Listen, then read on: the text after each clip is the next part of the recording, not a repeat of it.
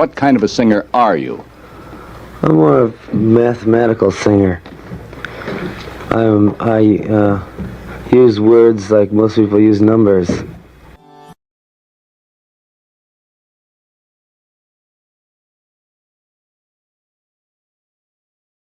It might be forgivable not to start with grammar when studying Dylan. What's strange is how few people base their analysis on verse meaning at all. Some mention what one verse or another means, but only to support a guess about the overall theme.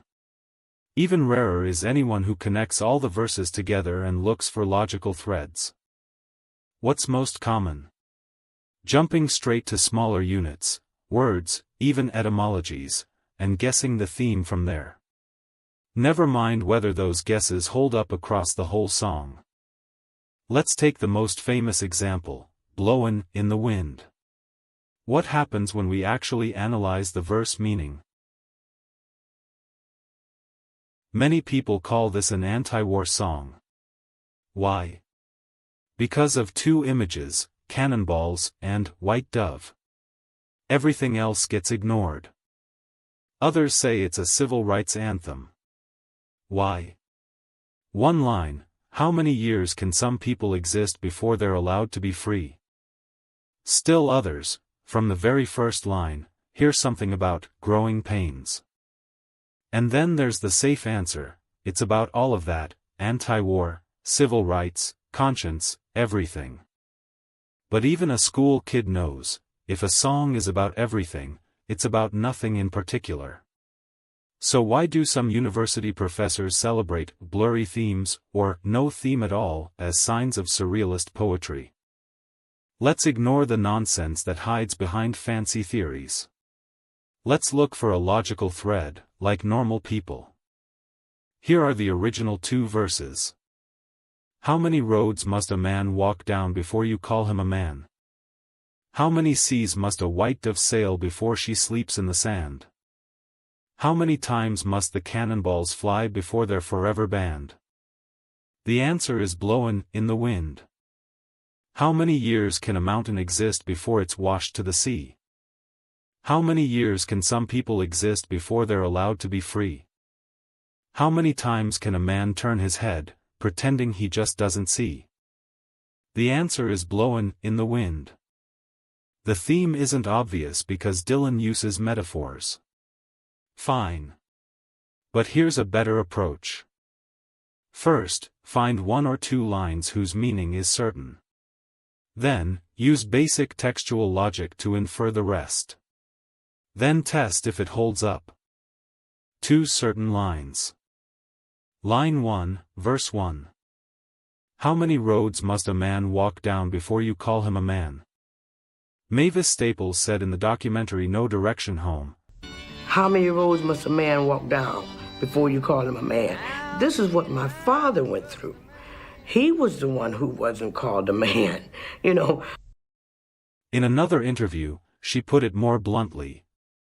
My father knew about that.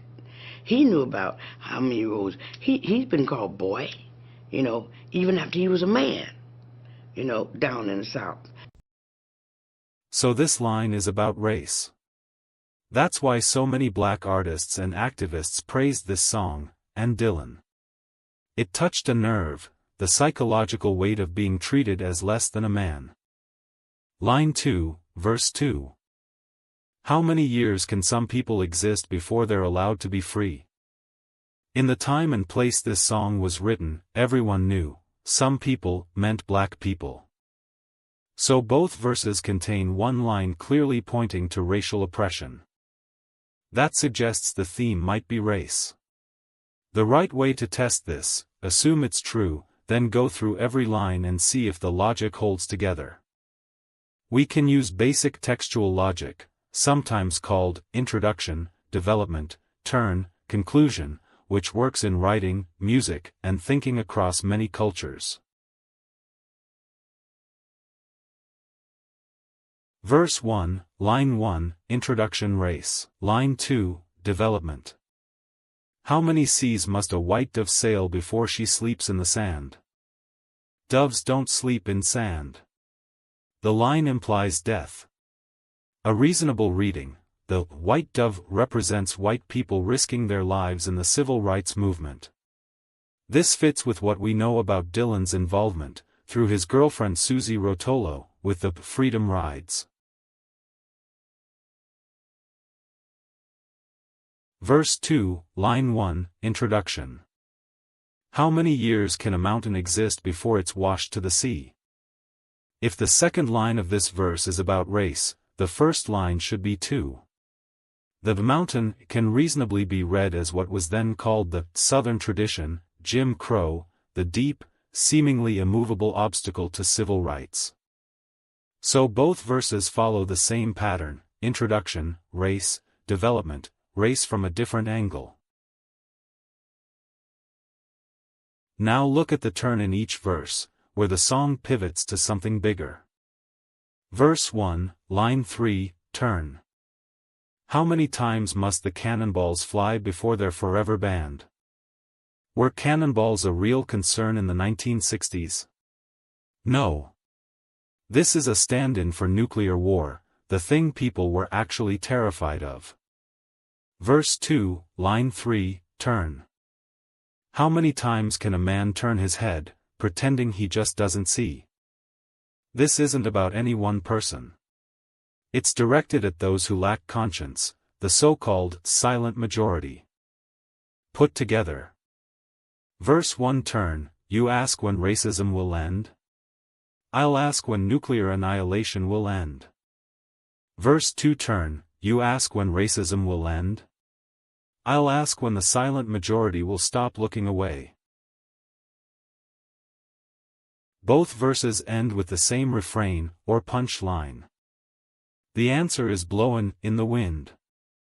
After the turn, the meaning becomes clearer, even bigger, deeper questions have no answers. Dylan once said it more directly. I still say it's in the wind, and just like a restless piece of paper it's got to come down sometime. But the only trouble is that no one picks up the answer when it comes down, so not too many people get to see and know it, and then it flies away again. Don't chase the answer.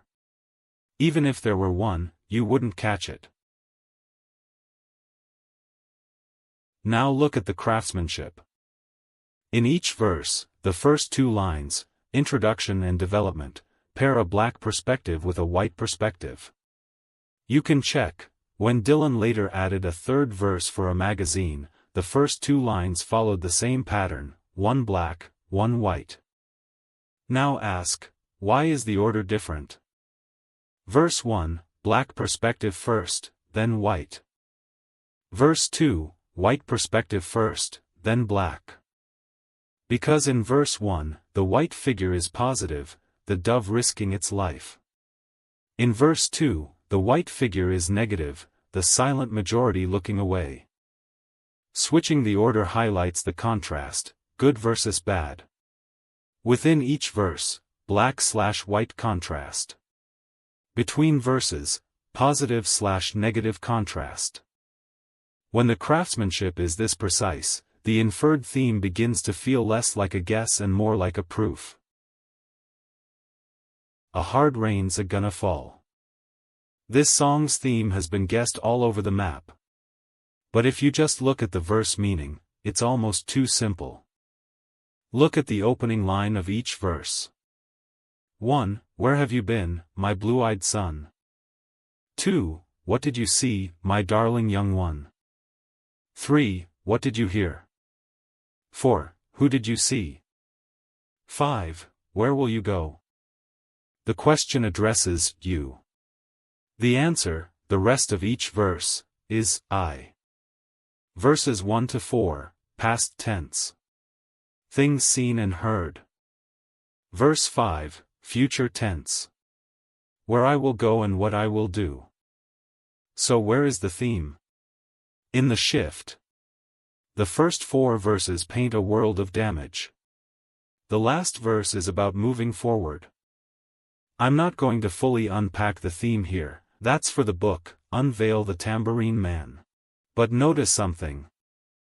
Doesn't a hard rain's a gonna fall feel like an answer to blowin' in the wind? Blowin' in the wind, questions piling up, no answers. A hard rain's a-gonna fall, the same questions, looked at more closely, seen more clearly, and a speaker who knows where he's going. The wind blows. The rain falls. One leaves you lost. The other knows the way out. The clearer the verse meaning, the closer you get to the theme, and the less room for wild guesses. And the clearer the theme, the easier it is to see connections between songs, and between the songs and the world they came from.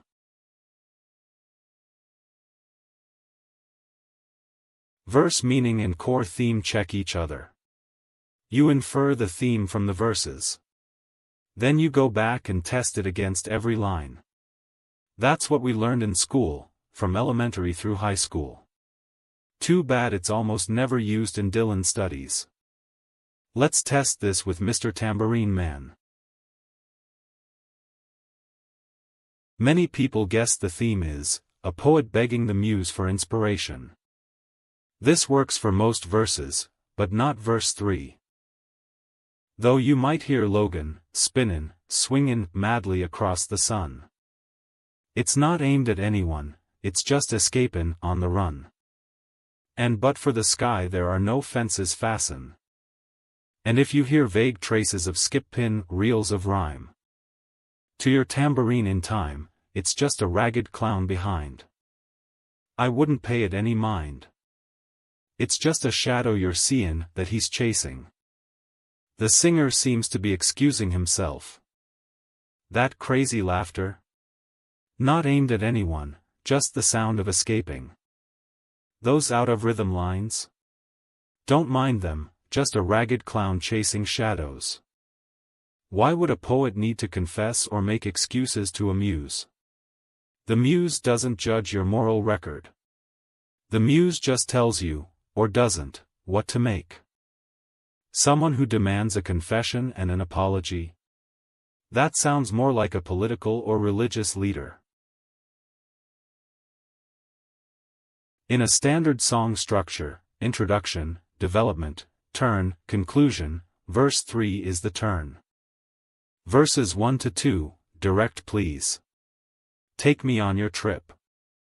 Verse 3, the turn retreat, confession, self-deprecation, all to appear sincere before asking again. Verse 4, conclusion of vision of what following the tambourine man might look like. If you lower yourself before asking for something, even exaggerating your faults to seem more genuine, that's a recognizable human move. And it fits this verse perfectly. With this reading, we can even map specific lines, Logan madly, and skip pin reels of rhyme, to confessions in my back pages and other songs from the same period. Like a rolling stone. The common reading, a girl's story of falling on hard times. But if you actually look at the verse meaning, the song never describes her fall. It's mentioned in one line. Now you don't seem so proud about having to be scrounging for your next meal. Then, 3 verses describing her present experiences and feelings. Are they tragic? Not really. Take one verse. You've gone to the finest school all right, Miss Lonely. But you know you only used to get juiced in it. And nobody has ever taught you how to live on the street. And now you find out you're gonna have to get used to it.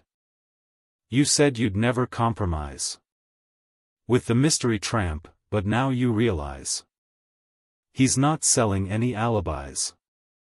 As you stare into the vacuum of his eyes and ask him, do you want to make a deal? Pattern, past versus present. What she used to think versus what she now sees. That's the same, then I was old, now I'm young, move from my back pages. But here it's not a confession, it's an illustration of how old certainties collapse. When you feel that shift, when you realize the song isn't about poverty but about the appending of moral categories, then the real theme of Like a Rolling Stone starts to come into focus. In many cases, you can't fully deduce the core theme from verse meaning alone. But accurate verse meaning can disprove a wrong guess, in one verse. That, again, is the logic of mathematical music.